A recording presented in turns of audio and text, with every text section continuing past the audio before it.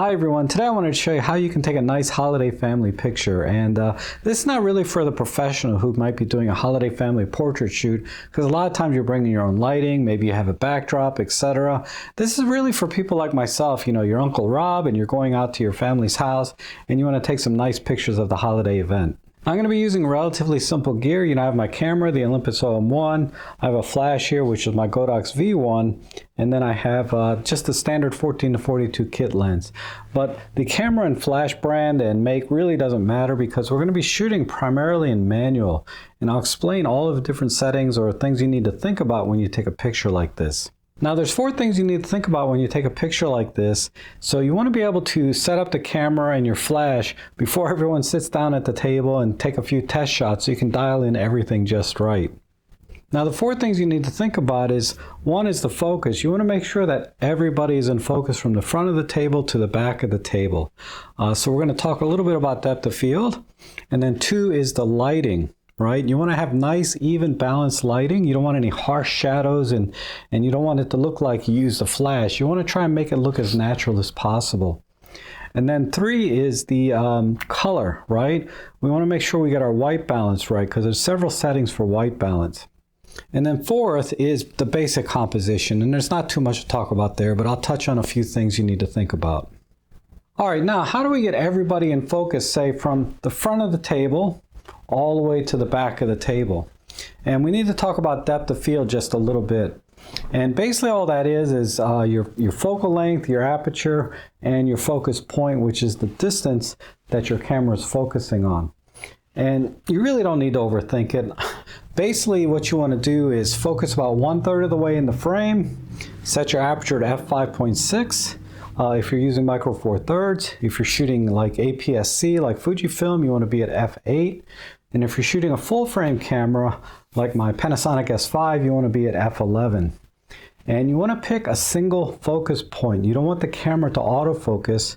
You want to pick the first focus point. And you can use autofocus to pick the first point, but you don't want it to change focus after you've set it. And you want to set it about 1/3 of the way into the frame, which in this case would be roughly about here. This is about 1/3 of the way into the table. And what that will do is, basically with depth of field, about 1/3 in front of this focal point or focal plane will be in focus, and then 2/3 behind will be in focus. So you want to pick that focus point. And if you're at f5.6 on my micro four thirds camera, everything will be in focus from front to back. So let me show you an example. So what I'm going to do first is go ahead and change my focus point to a single point like this. And then I'm going to pick roughly 1/3 of the way into the frame, which will be roughly about right there in this case. Now the camera is a program mode, but what I want to do is change it to manual mode. And now I'm going to change my aperture by rotating the front dial in this case to f5.6. Let's not worry about the other settings for now. Let's just do a quick test shot and take a picture and check our focus. And of course that focus point will be in focus, but let's check the back. Yep, that chair looks nicely in focus. And then let's go to the front. And yep, the remote shutter trigger there is in focus, or acceptably sharp, I would say, is probably more accurate to say. Now that we have our focus set up, let's talk about the lighting or exposure that we want to do. Now for lighting, if you're not going to be using a flash, you want to meter the scene about 1/3 stop brighter when you're in full manual mode.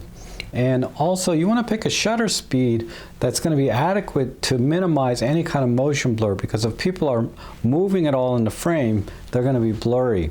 And you want to be able to freeze the action or acceptably freeze it so that that's not the case. And of course, you know, when people take pictures, normally they stand still, but little kids and things sometimes can be moving. So I like to use a shutter speed of 1/125th of a second. You could probably go down to about 1/60th of a second, especially if you're using flash, but 1/125th of a second seems to work pretty well for me. So as you can see, I already have the shutter speed set up for 1/125th of a second, and we're not going to change the aperture. We're at f5.6. and double check the focus point. Looks good. And then for ISO, I'm going to have it set to auto ISO. So whatever the camera thinks is the correct ISO for this shutter speed and aperture, it is what it is, depending on the lighting in your scene. Now the other thing I like to do is, a lot of times I like to dial in just a little bit of exposure comp, usually about 1/3 of a stop, maybe 2/3 of a stop. That might be too much in a lot of cases, but I like to dial in about 1/3 of a stop so that everybody is nice and bright. And again, it's going to depend on the overall scene and how people are dressed and other things that are in the frame. But you want to make sure that people's faces are exposed properly. So this is a time when, if you can get somebody to volunteer while you're taking a couple of test shots, that would be very helpful. And of course, even if you don't dial in any exposure comp, the camera's meter, even at 0, you can get close enough that you can make slight adjustments in post-processing. But straight out of camera, I like to dial in about 1/3 of a stop. So let's do a test shot here. And yeah, that looks really good. All right, let's do one with me in it. So I'm just going to set up the self timer. Let's see, 12 seconds. Set the focus and take a picture. I want to check both focus and lighting in this particular shot. Yeah, that looks really good. Everything looks in focus. Now that we have our focus and lighting set, the third thing you need to think about is color or white balance. Now, in this scene here, I have really 2 different light sources, and we're not using flash. We're talking about just ambient light. I have a very strong yellow tungsten lighting here, and then I have some relatively cooler light or daylight coming in through the windows over here.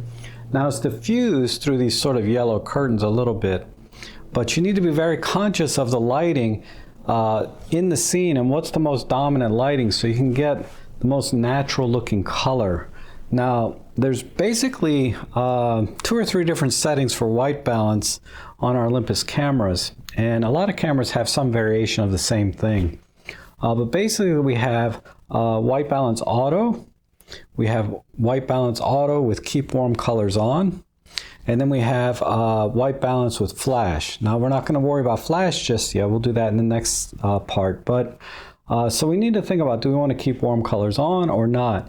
And basically what that does is, especially in an indoor scene, keep warm colors on, what that will do is keep the very warm yellow lighting that this main light here is giving off, so that you get more of that indoor look, right? Or if you turn keep warm colors off, what you're going to get is a much more natural or more accurate color, much like what you're seeing here with my camera video recording. So what I'm going to do is show you 2 pictures, one with keep warm colors on and one with keep warm colors off, so you can see the difference. Now in my OM1, I can do this in the Super Control panel directly. On other Olympus cameras, you need to dive into the menu and look at the white balance settings. But for this one, you can see that I had the keep warm colors off. Let me go back in. I'm on white balance auto, keep warm colors off. So the picture I just took was with keep warm colors off, so we got sort of a natural, more accurate color. Let's take one picture with keep warm colors on. Like so. So if you compare the 2 pictures, you can see this one is much warmer and this one's a little bit cooler. So whatever you decide to pick, see how that's a little bit warmer, more yellow, and this one is a little bit cooler. That's going to be sort of your personal choice or preference when you take these pictures. All right, let's look at the settings from the last image. We're at 1/125th of a second at 5.6, ISO 2500. And the ISO is I'm fine with ISO 2500.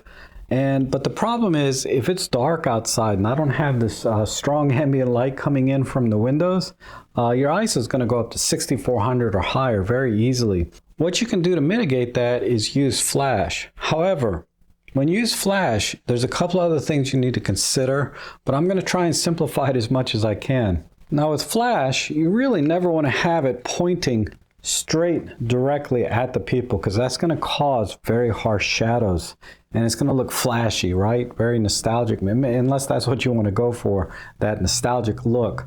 But what you can do is just point the flash straight up at the ceiling, and that's going to spread the light around the room, so you're going to get much softer shadows and more even lighting.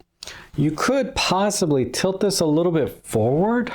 I don't recommend doing it that way, because what ends up happening a lot of times is that the top of the frame will be brighter than the bottom, so it's just not going to look right.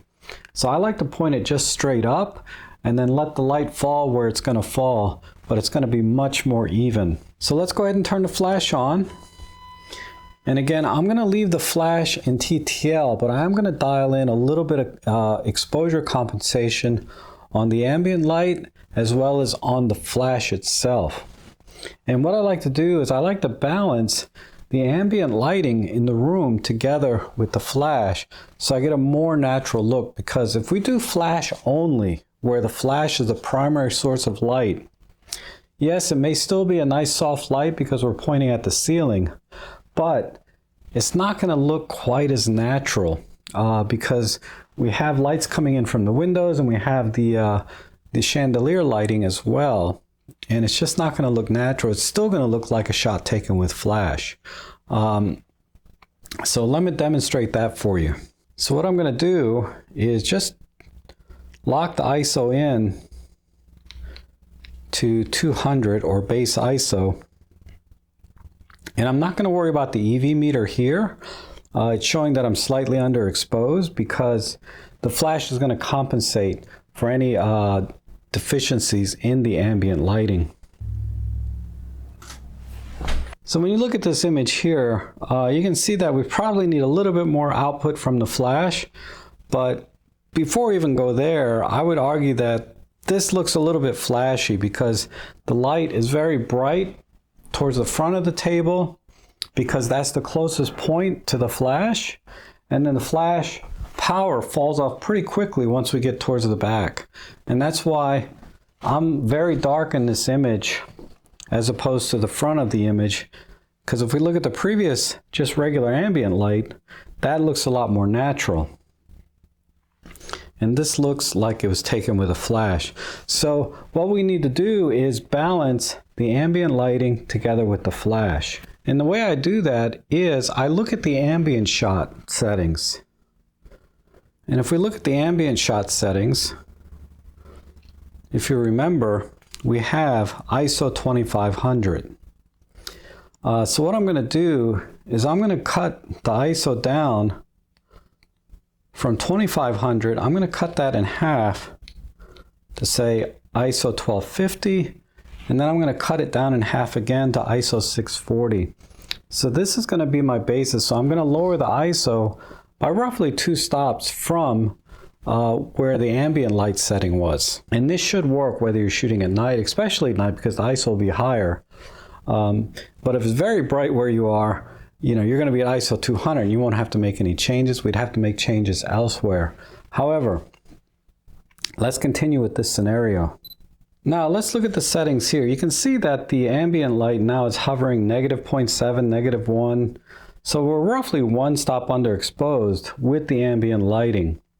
And what I need to do is compensate with that with the flash. And the flash will compensate back to 0 stops when it takes the picture, but we really want to overcompensate when we use flash in this kind of scenario. So what I'm going to do is go into the Super Control panel and go into the flash settings, and this is the flash exposure compensation. And I'm going to overexpose or make the flash shoot 1 stop brighter than otherwise it normally would. So let's take a picture here. And now you can see, I think that looks a lot better, much more natural. Now the front of the table is still a little bit bright, but now the back of the scene is much brighter. And you can see that the image looks a lot better because we used a much lower ISO. Okay, now Just like we did with ambient light, we have to take into consideration we're adding another light source, and we need to consider the white balance settings when we're using flash. Now when we use flash, we still have basically the two white balance settings. We have the white balance auto, and then we have white balance for flash. So let me show you what that looks like in my camera. So you can see that white balance is set to auto with keep warm colors off. However, we could dial in here white balance for flash like so, but I don't want to do that. In this case, I'll have to go into the menu, and on my camera we have keep warm colors off, and then flash has its own white balance setting. If I turn the white balance setting on the flash off in the menu, what that's going to do is it's going to default back to whatever setting we had in the super control panel. If I put this on auto, it's going to ignore the setting that we have in the super control panel and just do auto white balance. And then finally, we have a flash white balance, and that's going to force it, the white balance in this case, to 5500K. And a lot of flashes are set for 5500K, but typically you only want to use this in very, very controlled conditions. When you're in a scene like this at somebody's house, the problem with setting the flash to just 5500 is, you know, the ceilings are usually not perfectly white. They're usually some kind of off-white. And then I have red curtains, and I have this brownish table. So there's going to be a lot of color casting coming off all these different surfaces, where if I set the white balance flash to 5500K, it's not going to come out right. So I'm going to set it here manually and just show you what that looks like. And as you can see, there's a lot of color cast here coming off the curtains and the table and the walls. So you want to make sure you do not pick the flash white balance. All right, the last thing I want to touch on is some composition tips, and it's pretty straightforward, right? You don't want anybody sitting like right here in the front. So kind of move them over to the side so that you have a nice U shape. And if you have anybody that has to be standing in the frame, you know, just ask them to kind of crouch down so that they're in the frame with everyone at about the same eye level. And if you have a few people standing and one person is much taller than the other, you know, what they can do, and I'm talking about adults, is just kind of spread their legs out a little bit so that they're a little bit shorter, like so, just to make everybody a bit more level. So what I recommend you do now is practice in your own dining room or living room and see if you can dial in that right balance, because every camera, lens, flash, location combination is going to create different conditions that you're going to have to adjust for. And there's really no substitute for practicing on your own and seeing the kind of results that you get. So I hope you found this video helpful. If so, consider buying me a coffee or making a small donation in the links below, because it helps support the channel so that I can make videos like this. And I really appreciate all the support you guys have given me over the years, and I want to wish you a happy holiday, happy new year, and I hope to see you again soon.